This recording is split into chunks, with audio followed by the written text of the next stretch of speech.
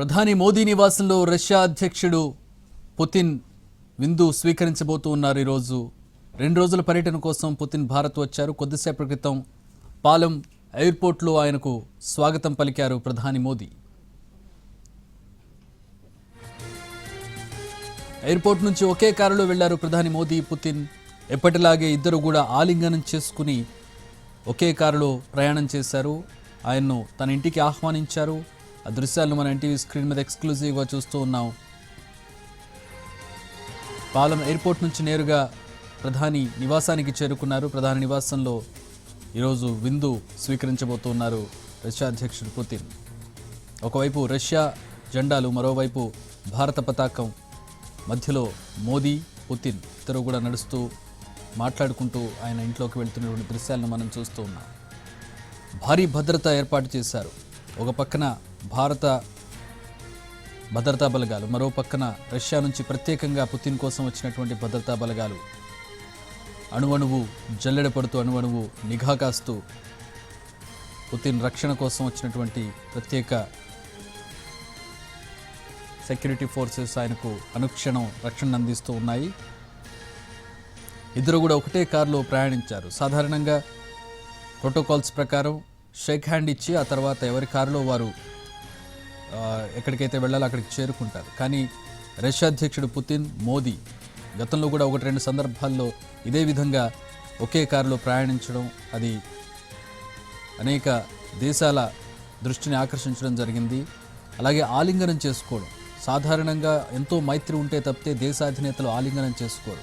ఒక ఫార్మల్ షేక్ హ్యాండ్తో తమ దౌత్యాన్ని తెలియజేస్తారు, వెల్కమ్ను తెలియజేస్తారు. అంతే తప్పితే ఆలింగనం చేసుకోవడం అనేది ఎంతో మైత్రి ఉంటే తప్పితే జరగదు. అలా ఇది పలుసార్లు మోదీ అలాగే రష్యా అధ్యక్షుడు పుతిన్ ఎప్పుడు కలిసినా కూడా షేక్ హ్యాండ్ ఇచ్చిన తర్వాత ఆలింగనం చేసుకుంటూ ఇద్దరు కూడా చాలా క్లోజ్గా మూవ్ అవుతూ వెళుతున్నటువంటి సందర్భాలు చూస్తూ ఉంటాం. అది 2 దేశాల మధ్య, 2 దేశాధినేతల మధ్య ఉన్నటువంటి మైత్రి బంధానికి ఒక ఉదాహరణగా చెప్పుకోవచ్చు. 2 రోజుల పర్యటనలో అనేక కీలక నిర్ణయాలు తీసుకోబోతూ ఉన్నారు. ఈరోజు రాత్రి విందుతో ప్రారంభమయ్యేటటువంటి పుతిన్ పర్యటన 35 గంటల పాటు సాగబోతోంది.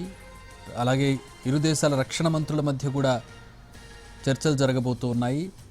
రక్షణ శాఖకు సంబంధించినటువంటి ఒప్పందాల మీద సంతకాలు జరగబోతూ ఉన్నాయి. ప్రధానంగా అణు ఒప్పందానికి సంబంధించి, అలాగే 2 దేశాల ఎయిర్ స్పేస్కి సంబంధించి, ఒక దేశానికి సంబంధించిన ఎయిర్ స్పేస్కి మరో దేశానికి సంబంధించినటువంటి రక్షణ రంగానికి చెందినటువంటి విమానాలు రావాలంటే వాళ్ళకి ఎంతో మైత్రి ఉంటే తప్పితే అది సాధారణంగా జరగదు.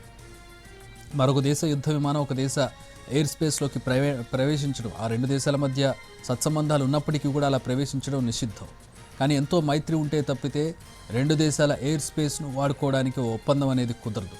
రష్యా ఎయిర్ స్పేస్ను భారత ఫైటర్ జెట్స్ వాడుకోవచ్చు, అలాగే ఇండియన్ ఎయిర్ స్పేస్ను రష్యన్ ఫైటర్ జెట్స్ వాడుకోవచ్చు. ఇద్దరి మధ్య ఈ రకమైనటువంటి ఒప్పందం కుదరబోతోంది. అలాగే రక్షణ ట్రైనింగ్కి సంబంధించి, మిలిటరీ ట్రైనింగ్కి సంబంధించి, అత్యాధునిక పరికరాల ట్రైనింగ్కి సంబంధించి కూడా ఒప్పందం కుదరబోతోంది. భారత సైనికులు వెళ్ళి రష్యాలో ట్రైన్ అవ్వచ్చు, రష్యా సైనికులు వచ్చి భారత్లో ట్రైన్ అవుతూ ఉంటారు. అలాగే యుద్ధ విమానాలకు సంబంధించినటువంటి ఒప్పందాలు జరగబోతూ ఉన్నాయి. అలాగే అణు ఇంధన సరఫరాకి సంబంధించినటువంటి ఒప్పందాలు జరగబోతూ ఉన్నాయి.